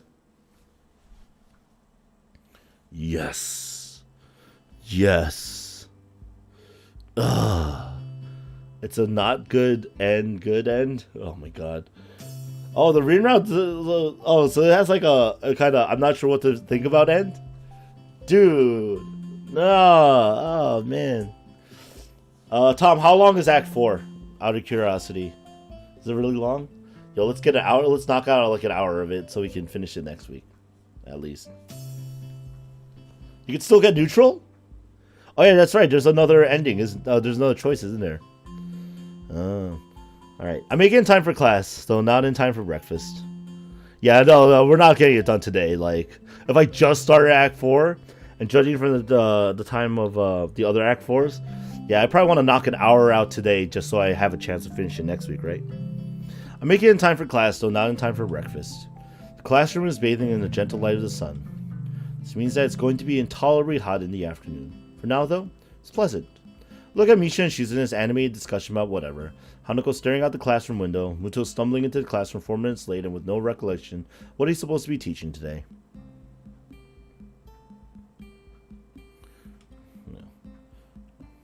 Sounds good. I could never imagine dropping out of school just like that, even if it's only for a few weeks. On the other hand, Rin doesn't seem to have a problem with the idea or going through with it. Yeah, but then we needed the Kenji end, right? Then again, somehow I got caught along in her insane isolation, even if we ended up hurting each other. Or did we? Maybe only I got hurt. Takes me until late in the afternoon to realize that today is Monday. The art club meets today. Not just that, due to the exams, this will be the last art club meeting before summer vacation. Without Rin, it feels pretty pointless to go there, but I want to talk with the teacher. The meeting itself isn't noteworthy, just as my skill with the watercolors are not worth mentioning. Alright, see you, King. Nomiya tries to encourage and advise me without sounding too condescending, but he's not doing a very good job at it. All you have to do is do it better, like Tezuka would. Why can't you do it like Tezuka? You could do it, Nakai. Right? If nothing else, joining the art club has taught me that I like art. It'd be nice if I could actually try and make some art in the art club, though. After the fruits of everyone's labors have been piled into a neat stack on the teacher's desk, he clears his throat to give a speech.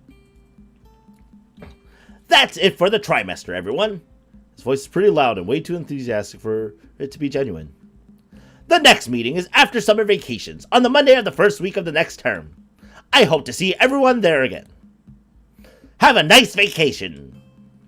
Everyone wishes him a nice vacation back as they file out the door. See you, Professor Oak. Wait, what?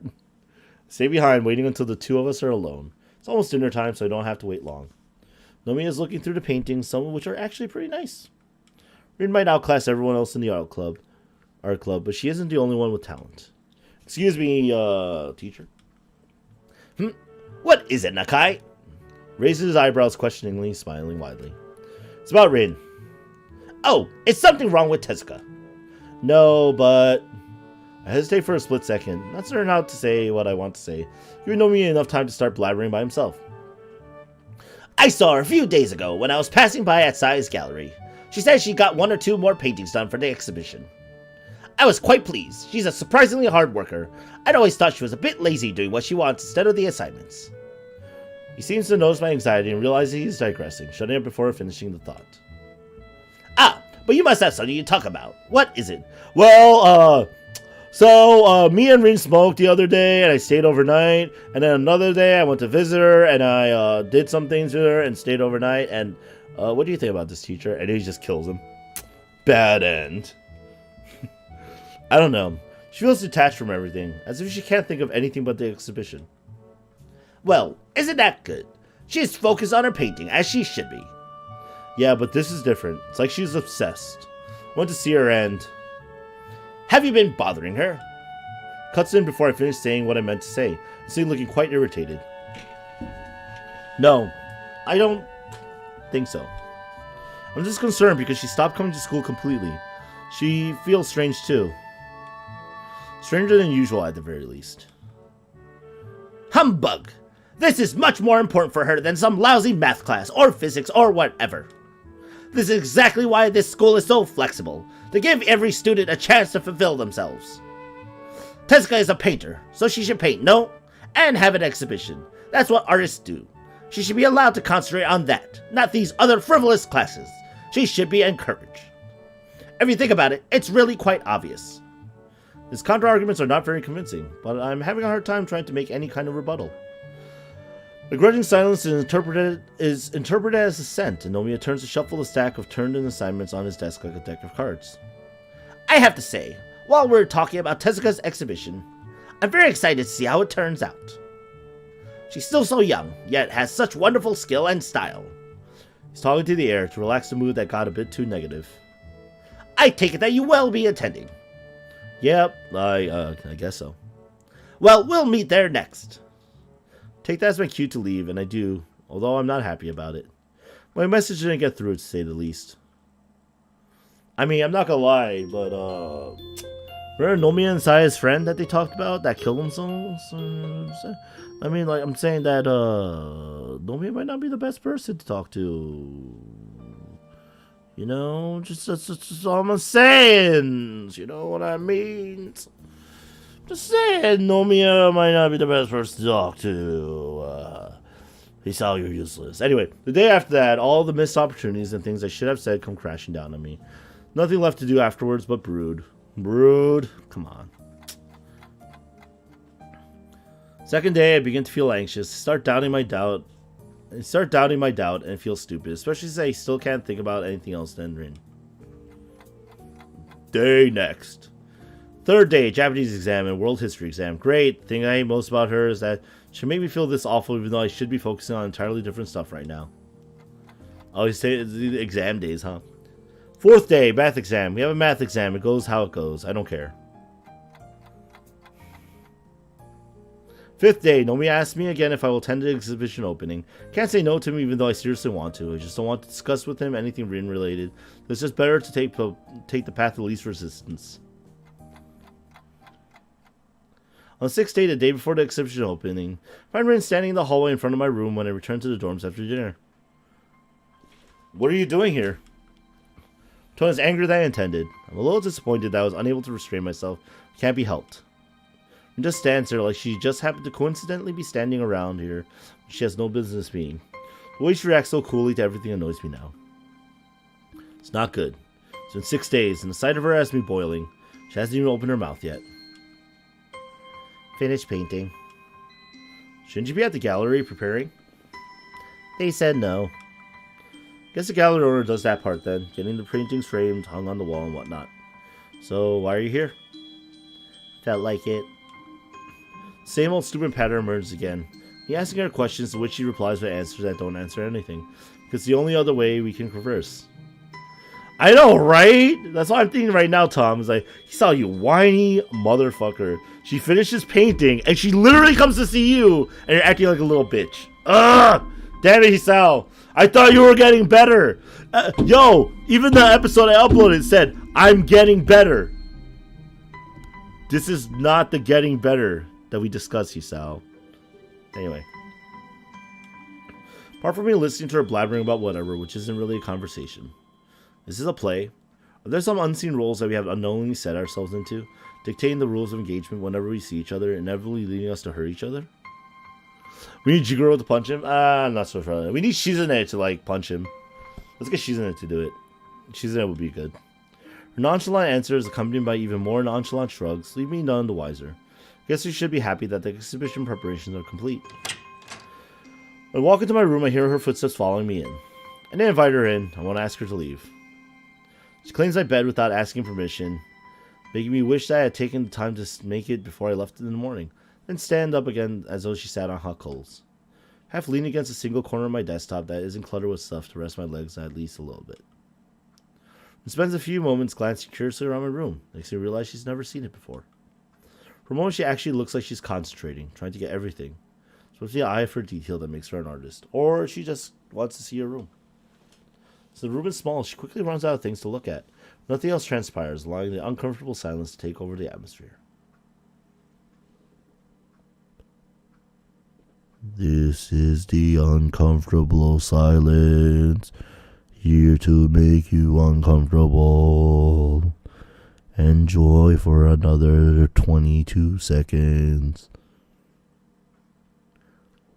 I lied. I ran out of patience for that.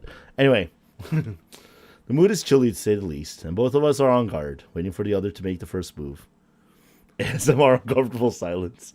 I know, right? Of course, Rin could play this game forever, so it has to be me. So, how you do? Right? Give up because she never tried to open conversation, and because it seems that she wants to say something and want to get it over with. Why else would she be here if she didn't want to talk? I don't know what to say myself. I want to be angry. I can't bring myself to yell at her or anything. Voice catches her attention, so she tries to search for words as well. It seems that she's not entirely certain as to why she's here either.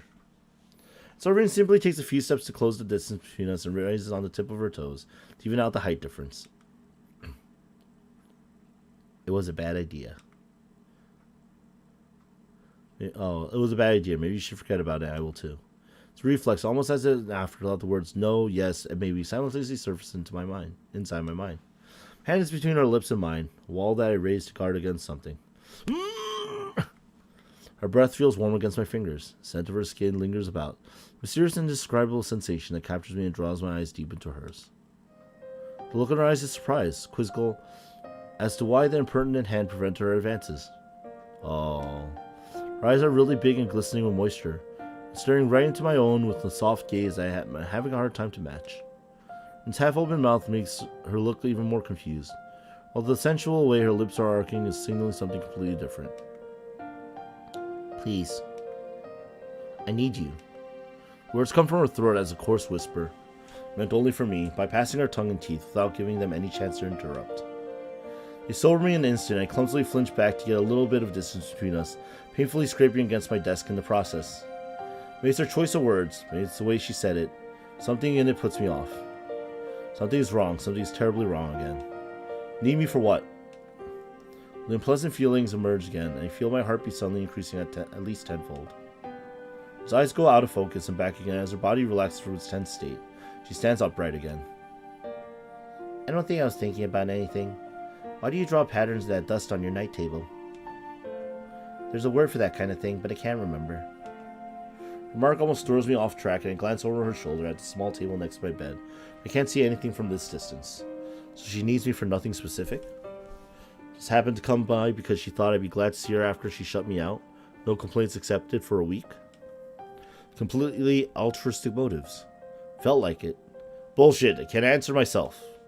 Play mind games with whenever you want, to kiss whenever you want, to ignore whenever you want, to fill your whims whenever you want. Is that it? What you need me for? My voice is sounding very angry again, even to myself.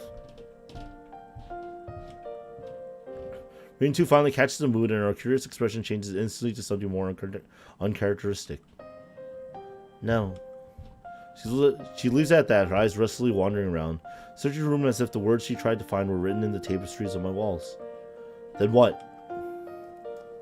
I needed to paint. Paint. Of course, that's what artists do. The words reverberate through my being, beating in my blood over the piercing whistle of my anger. Don't give me that, Rin. Not some damn muse of yours, free to play with for the sake of your painting. I'm not some medium for whatever you aspire to. I am me. So what if I don't know anything about my future? It's things I want, and things I care about. Even I can dream of things other than nightmares. I'm yelling. I'm way past the point of caring about things like that. She looks down at her toes and wiggles them a little melancholically. She takes in my outburst without saying anything to defend herself. Only after I finish does she try to respond somehow. I can't do anything else. Or I can do all sorts of things, but I can't do. It's the only thing I sort of do properly most of the time. I understand completely. Art first, everything else second. Or thousandth. What about me? Am I nothing? When I was interested in art, did that make you feel like I was a little interesting? For a little while? Tell me. I really want to know. Did you ever think about my perspective? Or is it just all you? The words rise like bile in my throat. She looks alarmed. Almost completely uncomprehending. As if she doesn't understand what I'm angry about. Can't believe she could be so stupid. I didn't want to? So it's Rin who interrupts herself in mid-sentence. Don't you understand? I can't. Can't what? Never explain. How am I supposed to understand anything if you never say anything? Why don't you ever talk? Say something! But she doesn't.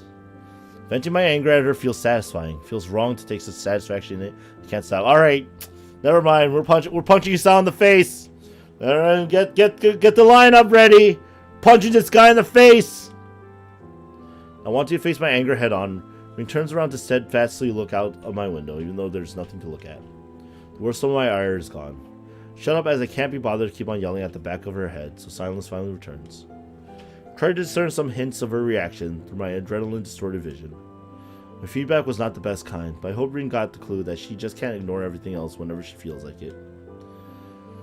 I hate it if she didn't. She never even listens to anything. She's so unaffected by the world around her. Not this time, it seems. Her body is shaking like from holding back tears. I already know that Rin is not crying. Her indifference made me so furious. Now that it's gone, I'm at a loss. I wonder. Did I go too far? Look, Go away. Go away, Hisao. Her voice is tiny and tired, she says this. I hear the words clear as day. Well, where shall we punch Hisao? In the dick! What is there to say anymore? This is my room. But hollow remark is a fitting conclusion for this unpleasant discussion that became an even more unpleasant and very one-sided yelling match. For a moment of collection, Rin just gives up. I can see it from the way she slumps her shoulders and walks out.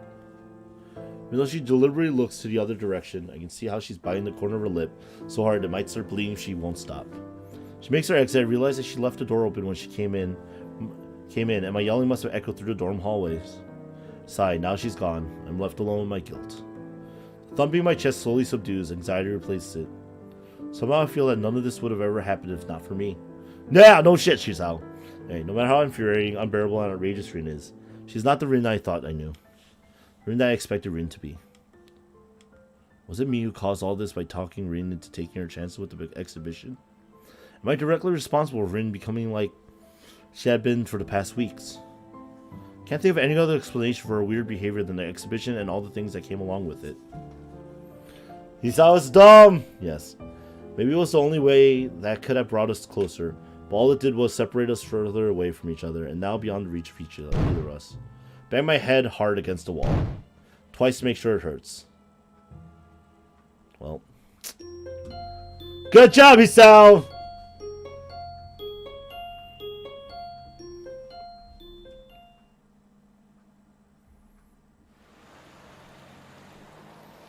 Well.